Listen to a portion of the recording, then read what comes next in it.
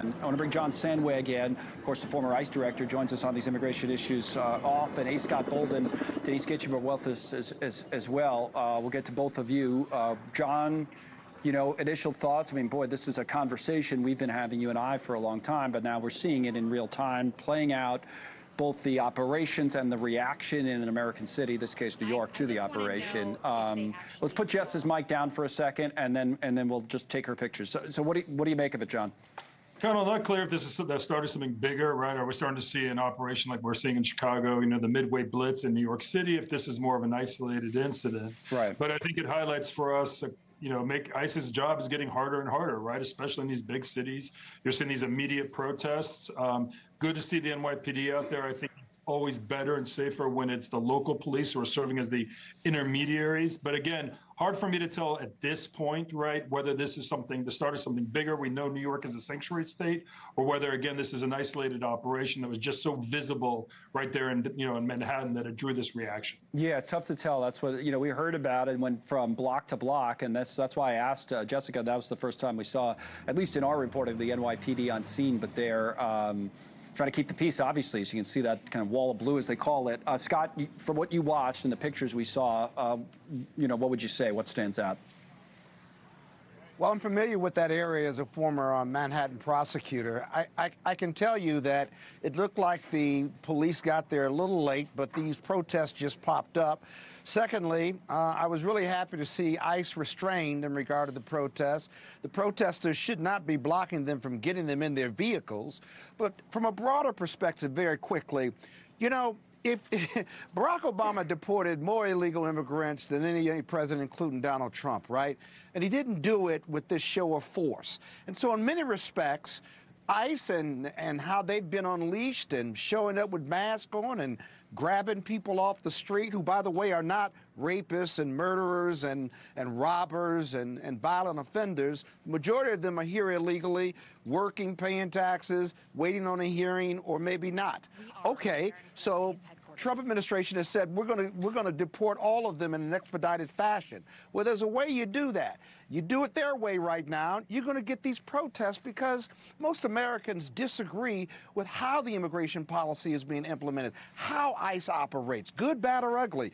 And so if they did it differently, you'd probably have a lot less protests. But they're doing it this way, in a very public, intimidating way, and you're going to get the protests, and you're going to get them in every city, whether they're a sanctuary city or not, because polling shows the majority of Americans don't like how this is playing out. Just real quick before Denise weighs in, John, that we just asked Jessica, that building, one of the buildings, I knew, you know, so many of those buildings, as you know, are either, you know, federal court buildings, local court buildings, courthouses. Their ICE's New York headquarters, where their offices, is right there as well. I believe that's it right there. Okay, that's Jessica. You hear it. So that's it, John. I'm you're probably familiar with that, John Sandweg. Yeah. Is that Federal Plaza? Is that what that is? Yes, I believe so. Yeah. So that's where ICE has their offices, right? So I'm not sure why. Yeah, kind of. That's where they'd bring. That's where they would go back to. That's obviously where the center of the protest would be. But I just got to say very quickly, I couldn't agree more here. There's a way to do this immigration enforcement.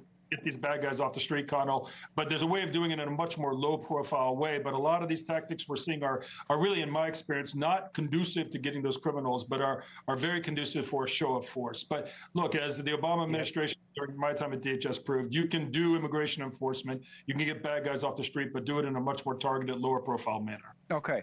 I also want to, the president's making some news, which I want to monitor. But Denise, your thoughts on all of this? Again, we've watched in real time with Jessica's reporting. The question always has been about the how, right, and the enforcement. But what do you make of what you've been watching?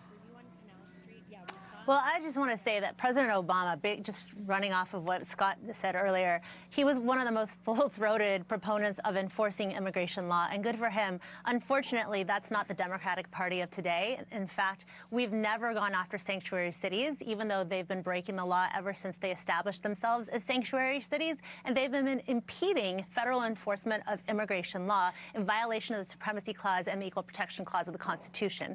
And so you're not, Title 18 and Title 10 of the U.S. Code say very clearly that you cannot You cannot block ICE agents or get in the way of them doing their jobs. And of course, we'd like them to see them do things in a much better way. I don't like to see any of what I'm seeing unfold on stage, on camera rather.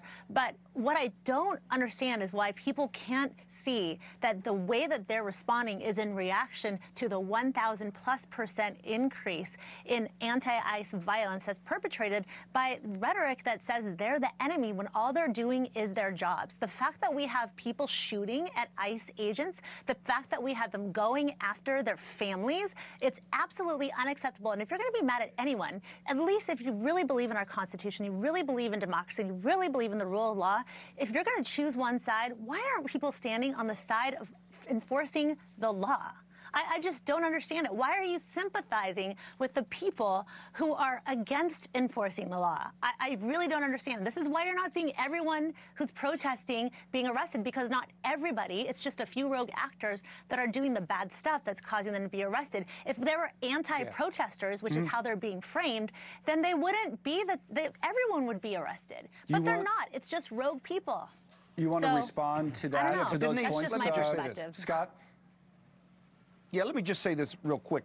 No one on the Democratic side, me directly, certainly isn't condoning violence against any police officer or any human being. I'm certainly not saying that. No, that's not true. But as I said, there's certainly, I would never do that. But what I'm saying is there's a way to do this without drawing this conflict, if you will. And sanctuary cities are legal. They say they are not required to cooperate with They're ICE. not legal. They can't block ICE. You quoted the law right. You quoted the law right. They can't block them, and they can't do anything to obstruct them, if you will, but they certainly don't have to cooperate, and that's what makes sanctuary cities legal, whether you like it or not. That's a fact. I want to get one more comment on this. They're impeding enforcement of federal law. That's illegal. Before we move on to other stories, Jay Johnson joins us on the telephone now. Thank you both.